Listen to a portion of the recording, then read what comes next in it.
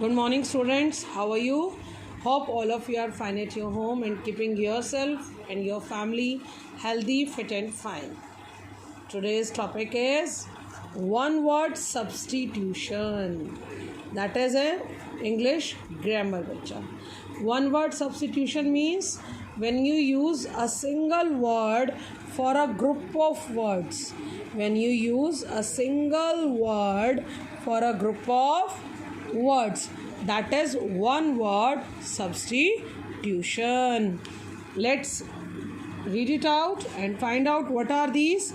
First of all, you have to write down all this in your notebook. All the 25 must be in your notebook. You have to learn it, you have to write it, and then your test will be conducted very soon. Be ready for that. One word substitution. First one is one who cannot read and unit. जो पढ़ लिख नहीं सकता हो, that is known as illiterate. One word हम क्या use करते हैं उसके लिए? Illiterate. Please be careful regarding the pronunciation. Illiterate. Next one, a place where clothes are cleaned. एक जगह जहाँ पर कपड़े साफ़ की जाए, that is known as laundry. Laundry. Next one, a disease that ends in death. एक ऐसी बीमारी जो बहुत ख़तरनाक हो, जिसका एंड अप डेथ हो, जिससे मौत बहुत जल्दी नज़दीक आ जाती हो, that is fatal. इसको हिंदी में हम ये भी कह सकते हैं घातक बीमारी. Okay. Next one is a person who lacks courage. एक व्यक्ति जिसमें वीरता की कमी हो. करेज होता है वीरता, बहादुरी की कमी हो, that is known as coward. डरपोक कहते हैं इसको. A list of names of books के नेम हो जिसमें, that is known as catalogue. सूची, लिस्ट बोलते हैं इसको. People at a match or show. एक मैच में या किसी शो में जो लोग आते हैं उसको क्या बोलते हैं? स्पेक्टेटर्स, दर्शक. ठीक है, जो वहीं बैठकर उस चीज़ को देखने आते हैं live. A disorderly crowd of people. एक ऐसा लोगों की भीड़ जो किसी सीक्वेंस में नहीं है, किसी क्यू में नहीं है, ऐसी बहुत सारे लोग हैं, that is known as mob. Next one, work for which no salary is paid. जिस काम के लिए कोई भी सैलरी नहीं दी जाए, that is honorary. That is अवैतनिक भी बोलते हैं इसको, मतलब बिना वेतन के कोई काम होना. Next one, a word having the opposite meaning. एक वर्ड जिसका अपोजिट मीनिंग हो, उसको लिखना हो तो क्या लिखते हैं? Antonym. What is that? Antonym, जिसको हम हिंदी में विपरीत शब्दी कहते हैं. I hope first 9 is clear among all of you. Next one, medical examination of a dead body. एक डेड बॉडी का medical examination, that is known as postmortem. Okay. Then next one, a word having the same meaning. जब same meaning बताना हो, that is synonym. जिसको हिंदी में हम पर्यायवाची भी कहते हैं. मर्डर ऑफ सेल्फ, खुद को मारना, सुसाइड, आत्महत्या बोलते हैं इसको. Next one, that which is found everywhere. जो हर जगह मिले, विश्वव्यापी, मतलब पूरे यूनिवर्स में मिले, that is universal. Next one, a woman whose husband is dead. जिनके हस्बैंड नहीं हो, विडो, विधवा. Next one, anything fit to be eaten. जिस चीज़ को हम खा सकते हैं, दैट इज़ एडिबल, मतलब खाद्य पदार्थ, जो खाने लायक चीज़ें हों.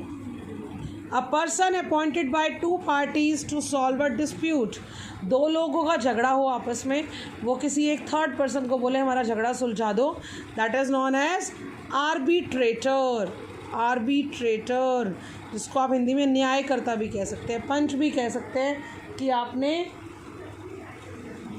एक अपने बीच में जज बिठा दिया, मतलब जो आप दोनों का झगड़ा सुलझाएगा. Next one, things which can not be read. ऐसी चीज़ें जो पढ़ी नहीं जा सकती. इलेजिबल, अपठनीय, जिसको हम पढ़ नहीं सकते. 18th one, things which can not B believed, जो चीज़ें हम जिस पे विश्वास नहीं कर सकते हो, that is known as incredible, that is incredible. Next one, person who spoke many languages. एक पर्सन जो बहुत सारी लैंग्वेजेस बोलता हो, पॉलीग्लॉट बहुभाषी बोलते हैं. जैसे हमारे ट्रांसलेटर्स होते हैं, अगर वो फॉरेन जाएंगे तो जर्मनी में जाके जर्मन बोलेंगे, स्पेन में जाके स्पेनिश बोलेंगे हमारे प्राइम मिनिस्टर्स के साथ. ऐसे जो बहुत सारी लैंग्वेजेस जानता हो, that is known as polyglot. 20th one, something easily broken, जो बहुत जल्दी टूट जाए, दैट इज़ ब्रिटल. मतलब इसको क्षणभंगुर भी कहते हैं और बहुत जल्दी टूटने वाला भी कहते हैं. Life history of a person written by that person. किसी भी पर्सन अपने बारे में खुद लिखे अपनी पूरी कहानी, that I got birth here, then I grew up, क्या क्या हुआ मेरे साथ सब कुछ, that is known as autobiography, मतलब आत्मकथा. Next one, 22nd, a person who does not eat meat. एक पर्सन जो मीट नहीं खाए, मीन्स नॉन वेज नहीं खाए, that is known as vegetarian, means शाकाहारी.